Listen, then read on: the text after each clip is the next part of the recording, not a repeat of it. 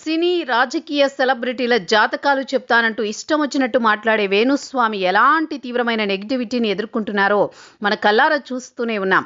రీసెంట్గా ఆయన పేరు అశురెడ్డి మ్యాటర్లో కూడా బలంగానే వినిపిస్తోంది. అయితే నాగ చైతన్య శోభిత దంపతులు 2027లో విడిపోతారంటూ సంచలన వ్యాఖ్యలు చేసి తీవ్ర వ్యతిరేకత ఎదుర్కోవడం వల్ల వేణుస్వామి జాతకులకు ఫుల్ స్టాప్ పెట్టారు.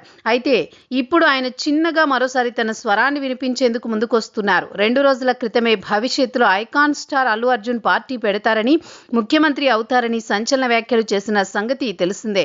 ఇప్పుడు ఆయన రేపు సీఎంగా ప్రమాణ స్వీకారం చేయబోతున్న విజయ్పై సంచలన వ్యాఖ్యలు చేశారు. ఆయన మాట్లాడుతూ విజయ్ సీఎంగా ఎక్కువ కాలం కొనసాగడని, ఆయన పదవి ఊడిపోతుందంటూ సంచలన వ్యాఖ్యలు చేశారు. దీనిపై సోషల్ మీడియాలో పెద్ద ఎత్తున చర్చ మొదలైంది.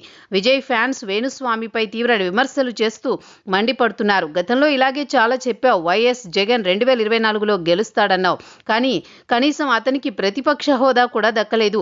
ప్రభాస్ సినిమాలు వరుసగా ఫ్లాప్ అవుతాయన్నావు.